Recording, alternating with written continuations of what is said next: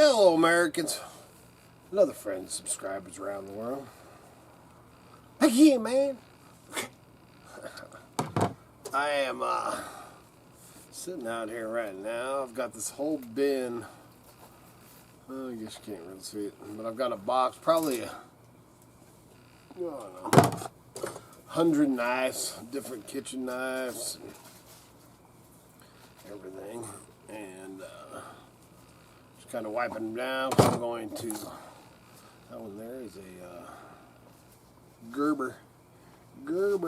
I'm gonna put them all on as a lot. Just trying to clear this stuff out, man.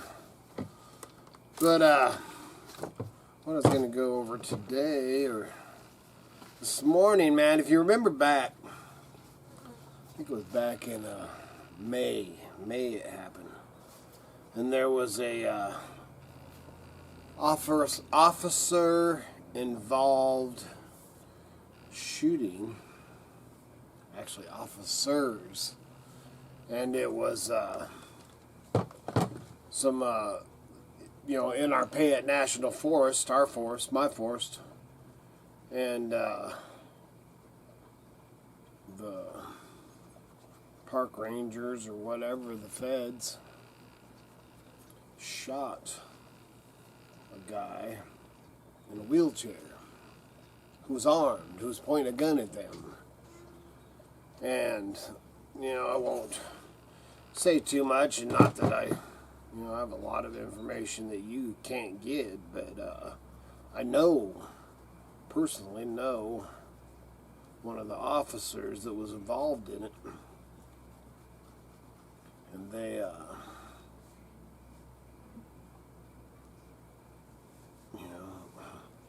it's a, you kind of mixed, you always hear of all these Fed shootings and all that kind of crap, so you always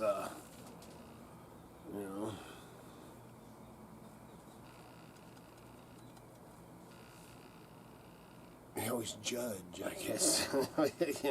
Oh yeah, man, it's definitely them Feds. Well, in this case, I'm not so sure about that, and that is it because I know a person or whatever? But anyway, I'm not gonna say a lot about it, but I thought I would. There's a video out of when it went down, so I'm going to share that right here. Trying to take him and his family into custody. We want to thank you for joining us for the Sunday News at 10. I'm Carolyn Hawley filling in. After the Emmett family became homeless in 2020, they lived on public land throughout southern Idaho until this spring. Law enforcement kept kicking the Roberts off, saying that they were violating federal regulations. But as you saw, the family's final run in with law enforcement ended in chaos, and now they're going after the federal government. So we want to warn you, the video in this story is graphic and you might find it disturbing. There's the warning right there. Here's Morgan Romero with more. Yeah, just kind of make sure that we block him in so he can't, kind of close. Friday, May 19th, 2023, an undercover operation involving several law enforcement officers at a trailhead in the Payette National Forest did not go as planned. Bureau of Land Management and U.S. Forest Service officers were trying to arrest Judy Roberts and her sons Timber and Brooks for unlawfully living on public lands. They were each charged with multiple misdemeanors under the Code of Federal Regulations.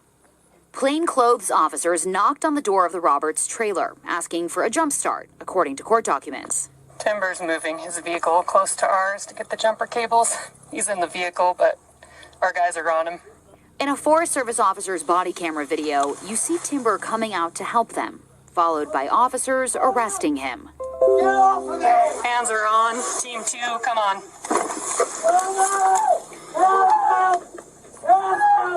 Hearing Timber's calls for help, his brother Brooks wheeled out in his wheelchair and appeared to point his revolver at the officers. Here comes he's coming in his chair.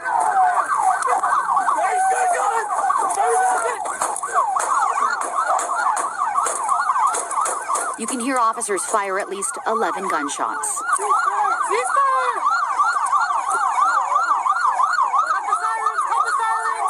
The plainclothes officers didn't announce themselves as law enforcement.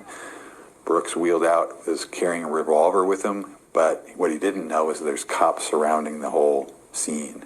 And so they opened fire, fired multiple shots into his body. He was shot repeatedly even after he was defenseless in the mud. He got shot in the back. Brooks survived. I think it's a miracle. But his attorney, Richie Epping, says he's paralyzed from the waist down. I'm sorry. I thought my brother was being attacked. Okay. He gave me a chance to put the gun down. He just shot.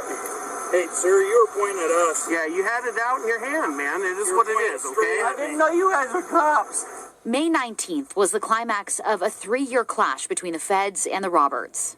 When the family was evicted from their Emmett home during the pandemic, they moved to the Boise National Forest, then BLM land in the desert south of Boise.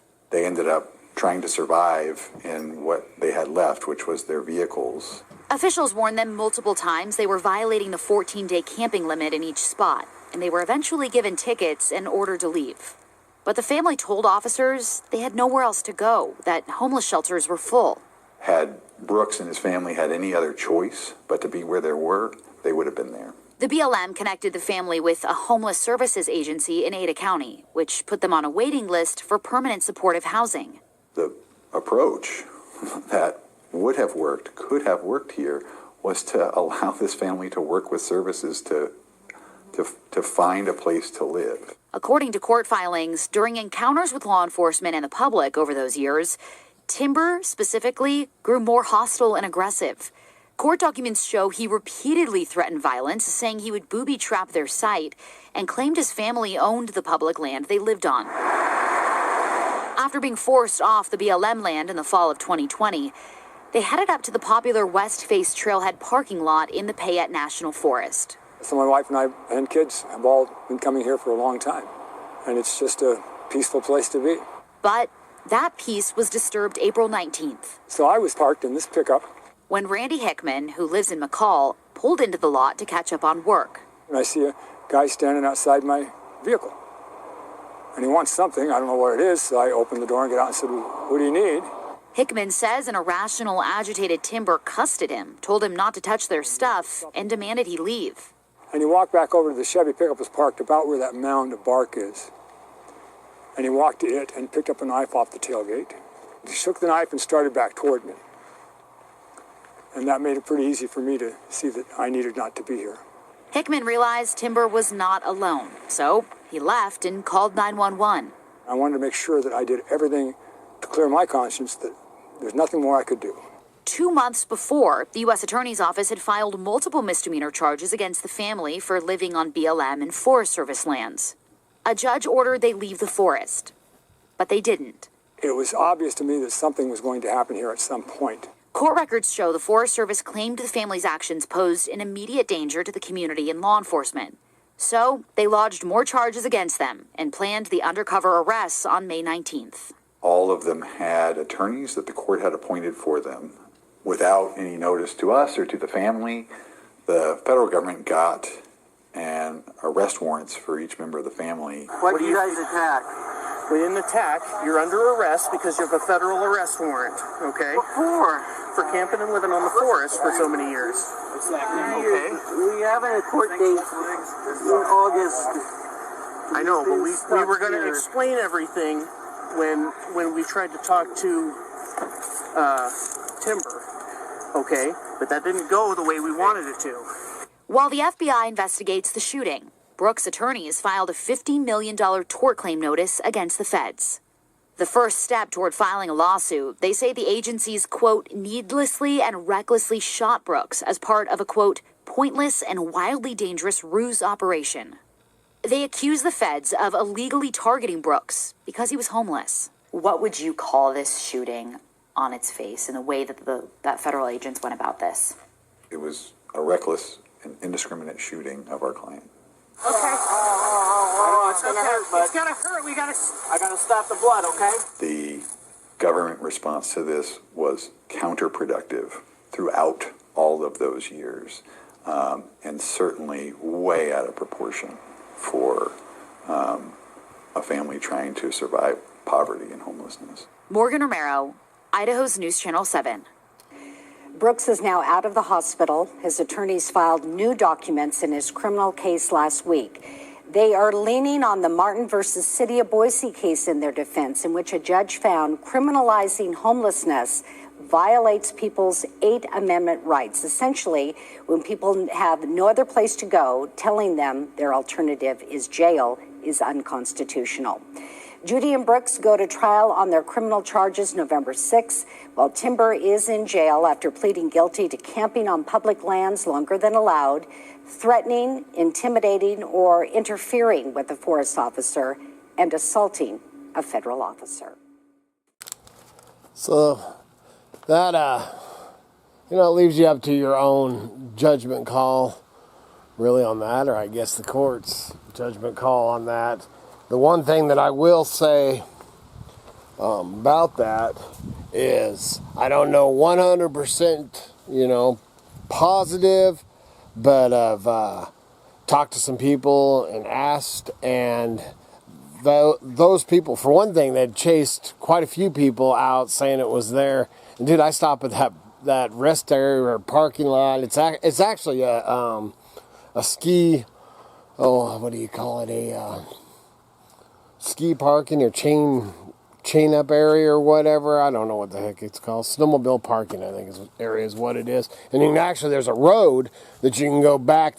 You go through that parking lot that's on the video, and there's a road, forest road, and you can go way back in there into the woods. And why they weren't back up in the woods, I don't know. But anyway, across the highway and down from where this all happened, if you remember back and if you look back on my videos, when I went and there was all that trash and I picked up some old gunny sacks, and they'd ended up blocking off the road because of what the heck was going on. I mean, trash. And from what I understand is those same folks, that was the camping spot that they were at before that, because you have to move every 14 days. So they ran off of that, and then they moved over to that rest area. So I just thought you might all find that interesting, and who knows? Good Lord willing, them creeks don't rise. We'll be back again tomorrow. There you go.